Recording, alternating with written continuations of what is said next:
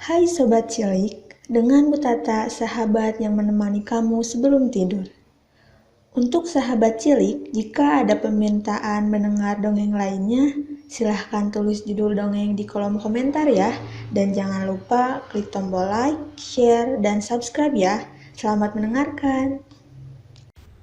Lembu yang iri pada babi.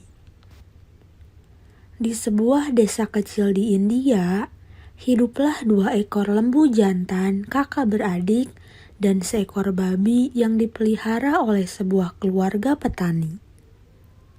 Lembu jantan yang lebih tua bernama si merah besar, sementara adiknya bernama si merah kecil. Tugas mereka sehari-hari adalah menarik gerobak milik Pak Tani. Karena setiap hari melakukan pekerjaan yang berat, tubuh mereka pun menjadi kuat dan terlatih. Pada suatu hari, Pak Tani berencana untuk mengadakan acara pernikahan putrinya beberapa minggu lagi. Ia berpikir untuk menyembelih babi peliharaannya sebagai hidangan untuk para tamu. Tapi sayang, babi itu kurang gemuk. Untuk mengatasinya, Pak Tani pun mulai memberi makan babi itu dengan makanan yang enak dalam jumlah yang melimpah. Jadi ketika babi itu saatnya disembelih, babi itu memiliki tubuh yang gemuk dengan daging yang padat. Sementara itu, si merah besar dan si merah kecil tetap makan makanan yang biasanya, yakni rumput kering. Itu pun dalam jumlah yang terbatas. Mereka tidak boleh memakan makanan yang sudah dijatahkan untuk babi. Seringkali si merah kecil menatap iri kepada babi yang sedang melahap banyak makanan enak. "Ini benar-benar tidak adil, Kak," ujar si merah kecil kepada kakaknya si merah besar.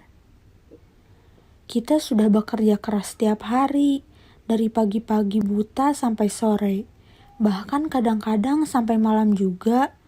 Tapi lihatlah, makanan kita cuma begitu-begitu saja, cuma rumput kering yang tidak mengenyangkan. Sementara babi dapat makanan yang enak dan banyak. Padahal kerjaannya setiap hari hanya bermalas-malasan." Si merah besar tersenyum mendengar keluh kesah sang adik. "Tidak perlu iri. Kau tahu, sebenarnya ia hendak disembelih, makanya ia diberi makan enak dalam jumlah yang banyak. Dengan begitu, tubuhnya akan menjadi gemuk dan penuh dengan daging." Si merah kecil terpana. Ternyata kenyataannya begitu. Ia baru tahu. "Jadi nikmatilah rumput keringmu. Dan bersyukurlah karena nasibmu lebih beruntung daripada babi itu yang tidak lama lagi akan berakhir di piring para tamu," kata sang kakak. Si merah kecil mengangguk-angguk. Ia melahap makanannya dengan penuh selera tanpa menatap penuh rasa iri lagi kepada tempat makan babi yang penuh dengan makanan enak. Beberapa lama kemudian, tibalah hari pernikahan putri petani. Rumah Pak Petani tampak ramai dan sibuk. Orang-orang menyiapkan segala sesuatunya untuk keperluan acara pernikahan itu. Para juru masak memasak hidangan favorit.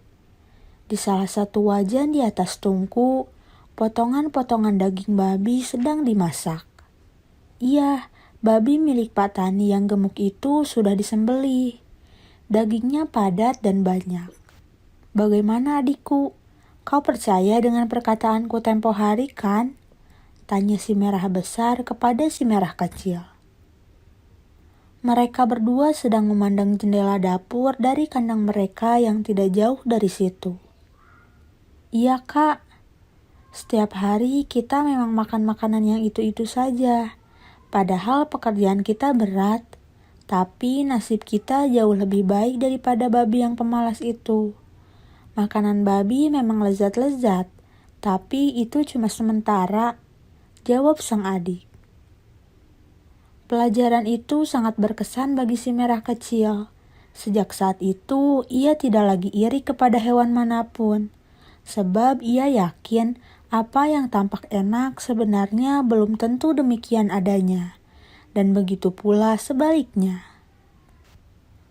Pesan moral dari dongeng ini adalah, di balik sesuatu yang sulit, pasti ada hikmah besar yang bisa diambil. Seperti lembu bersaudara itu misalnya. Makanan yang menjadi jatah mereka memang cuma itu-itu saja. Namun, nasibnya jauh lebih beruntung daripada babi yang dapat banyak makanan enak, tapi sebenarnya hanya sebagai sebuah upaya untuk menggemukkannya sebelum disembelih.